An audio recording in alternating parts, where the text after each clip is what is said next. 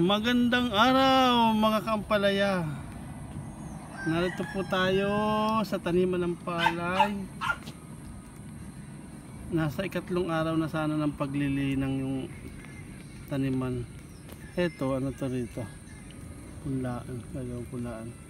Kaya lang dahil malakas yung ulang kagabi dahil sa bagyong Kerubin. By the way, December 18 na pala ngayon. Late na kami masyado sa pagpupunla. Wala kasing tubig. Ngayon, bumagyo, sumubra yung tubig. Ayan. Nakakapag lagay na kami ng binhi sa punlaan na ito. Pero ayusin pa yan, siyempre. Pa-flat pa. Kumbaga, pinatatambakan pa lang ng tubig. Ayan o. Lakas yung awas dyan.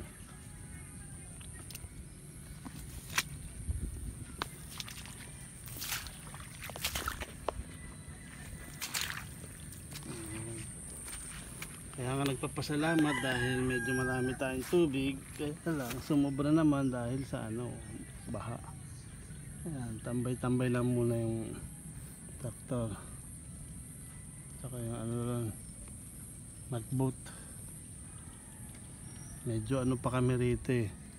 Hindi naman low-tech, medyo lang. Hindi pa upgraded yung mga machinery. Yung katulad pa rin ng magboat. Tapos ang tractor. So yun lang, maraming tubig ngayon, sobra na. Ayan yung kanding ko na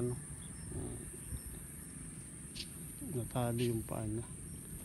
Ayan, bahayan hanggang doon baha. Naunang linang na yan yung hinapi yung mga damo.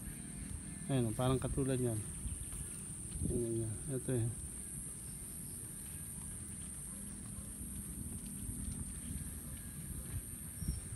So yun na muna. Bye bye. Yung mga nanonood ng video na hindi pa na-subscribe, mag-subscribe naman kayo. Wala namang bayad. Bakit tayo nyo mag-subscribe?